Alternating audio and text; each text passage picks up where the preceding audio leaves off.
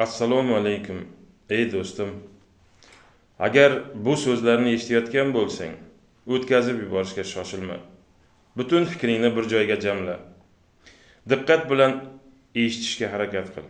Chunki buni bilganlar ham, bilmaganlar ham, istasa ham, istamasa ham hayotda u bilan yuzlashadi. Uni inkor qila olmaydi. Ana endi so'zlarimni diqqat bilan tingla. Eng yuqori cho'qqilarni zabt etgan samo qiroli Burgut Humo qushi bilan yuzma-yuz kelibdi. Burgut salom alikdan so'ng Humo qushining zehnini sinab ko'rmoqchi bo'libdi. Burgut Humo qushiga: "Ey Humo, shunday so'zlar aytkinki, uni eshitgan har qanday insonning butun hayoti ko'z oldida gavdalansin. Tug'ilishdan tortib ulg'ayish, o'lim onlarigacha bo'lgan jarayonlarni qamrab olsin. Inkor qilib bo'lmasin" debdi. Humo qushi: "Bor bunday so'zlar. Istasang ham, istamasang ham, bilsang ham, bilmasang ham, eshitsang ham, eshitmasang ham baribir yuzlanasan. Uni inkor qilib bo'lmaydi" debdi. Burgut hayratda: "Qanaqasiga? Bilsang ham, bilmasang ham, eshitsang ham, eshitmasang ham baribir yuzlanasan? Bormikin shunaqa so'zlar?" Humo qushi: "Bor bunday so'zlar. Kimda kim yo'l yoki ko'prik qursa, nochor kimsalarga uy yoki masjid qursa, elga manfaati tegadigan ilm, san'at asari qoldirsa, ikki dunyosini obod qilgay deyishgan." Yo'l yoki ko'prik qurishning qanchalik ahamiyatli ekanligini bilganlarida edi odamlar. Har bir daqiqasidan unumli foydalangan bo'lar edilar debdi. Burgut: "Bu so'zlarning eshitilaverib, siyqas chiqib ketgan-ku", o'ylabdi xayolida. "Qiziqsana Humo, hamma insonlarni boy, badavlat deb o'ylayapsanmi? Shunday oilalar borki, ozgina shag'al to'kib, hovlisini tekislashga qurbi yetmaydi. Qanday qilib yo'l yoki ko'prik qursin?" debdi. Humo qushi: "Nochor kimsalarga uy yoki masjid qursin. Uning zamirida ham misli ko'rinmas hikmat yotibdi" debdi. Burgut: "Qanaqa hikmat haqida gapiryapsan? Shunday xonadonlar borki, tor hovlida ikkita, uchta aka-uka oilasi bilan zo'rg'a kunini ko'ryapti. Bir uy, bir oshxona qurib, ro'zg'orni bo'lak qilishga qurblari yetmayapti-ku. Qanday qilib nochor kimsalarga uy yoki masjid qursin?" debdi. Humo qush: "Unda elga manfaati tegadigan ilm, san'at asari uchun befarq bo'lmasinlar" debdi. Burgut kulib yuboribdi. "Buning uchun chakana kalla kerakmi?" debdi. Burgut: "Qara Humo, uni eshitgan har qanday insonning butun hayoti ko'z oldida gavdalansin. Tug'ilishdan tortib ulg'ayish, o'lim onlarigacha bo'lgan jarayonni qamrab olsin degandim. Hech qanday bog'liqlik ko'rmayapman-ku. Ustiga ustak inkor qilib bo'lmas degandim. Hammasi inkor-ku. Yo'l yoki ko'prik qura olmasa, nochor kimsalarga uy yo masjid qura olmasa, san'at asari qoldirishni-ku aytmay qo'yaver. Buni qanday tushunish mumkin?" debdi. Humo qush: "Ana endi so'zlarim tagida nimalar yotibdi, zamirida nimalar yashiringan, tushuntirib beraman, eshit. Yo'l yoki ko'prik qurish uchun moliyaviy ta'minot hammada ham yetarli emas. Bundan tashqari dunyo ahli ko'pchiligining u yo'ldan foydalanish imkoniyati yo'q. Dunyo ahli foydalansa bo'ladigan, boy, badavlat, kambag'allik tafovutini bilmaydigan, dunyo turguncha turadigan yo'l haqida bilishni istaysanmi? Ha, albatta, lekin imkoniyati bormikin dersan? Bo'lganda qandoq? Xohlaganlar qursin, xohlamaganlar chetda tursin degan xohish istakka qaralmaydigan, kimdir tushunib, kimdir tushunmay, befarq, ixtiyoriy, majburiy quriladigan yo'l bor. Bu umr yo'li, hayot yo'lidir. Sen qaysi yo'ldan yurding? Farzandlaringga, kelajak avlodga qaysi yo'lni tavsiya qilasan? Sen qurgan yo'l oxiri ko'rinmas changalzor sari yetaklaydimi yoki ko'zlarga quvonch bag'ishlovchi chamanzor sari olib chiqadimi? Bu yo'lda faqat oldinga qarab odimlashingni ham o'ylab ko'rganmisan? Hatto soyang qadar masofani qayta bosib bo'lmas yo'l. Bu yo'lni o'zing uchun o'zing qurasan va bu yo'lda bir marta yurasan.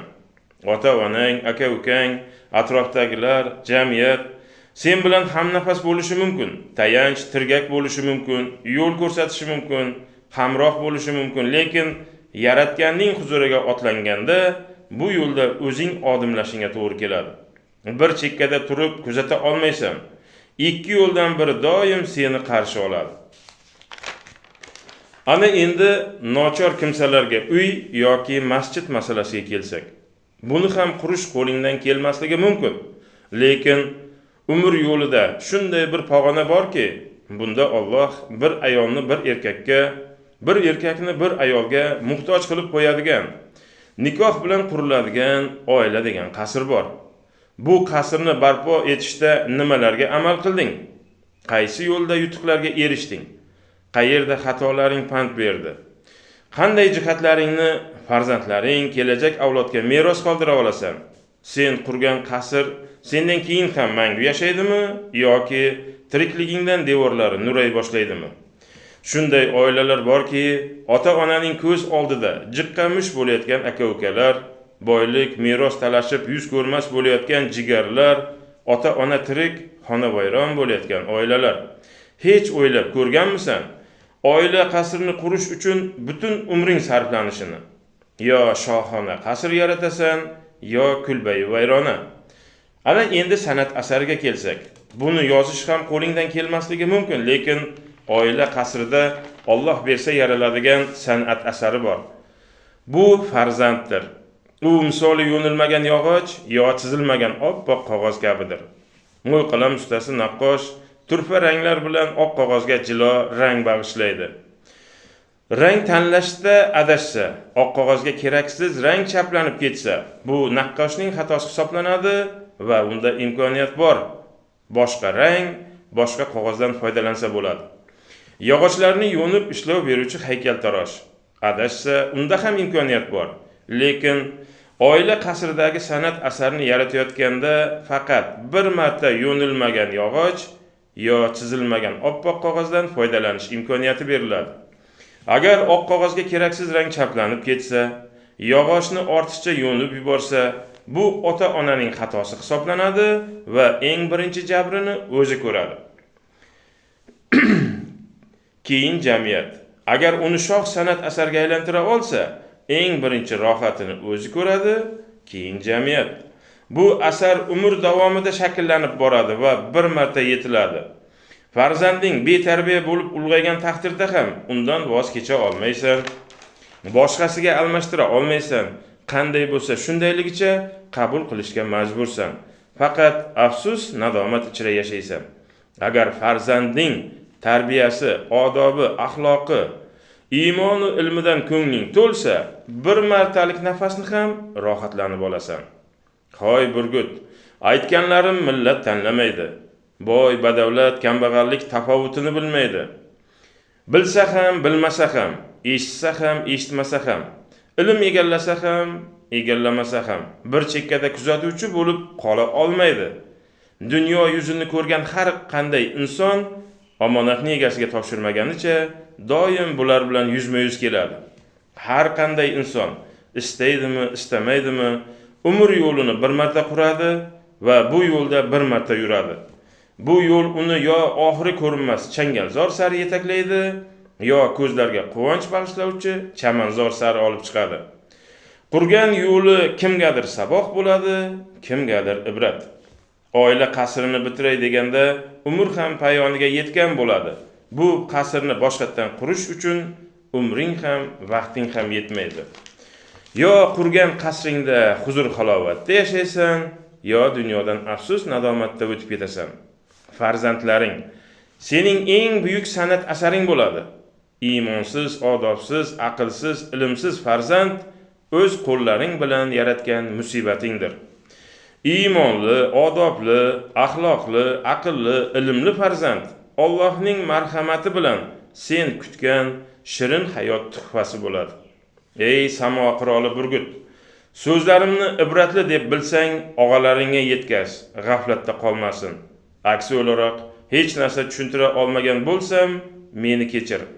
So'zlarimni xotirangdan chiqarib tashla debdi. Burgut Humoqshidan minnatdor, samoni zabt etish emas, oila qasrini mustahkam tutish kerakligini anglab yetibdi. Xulosa chiqarish esa siz azizlardan.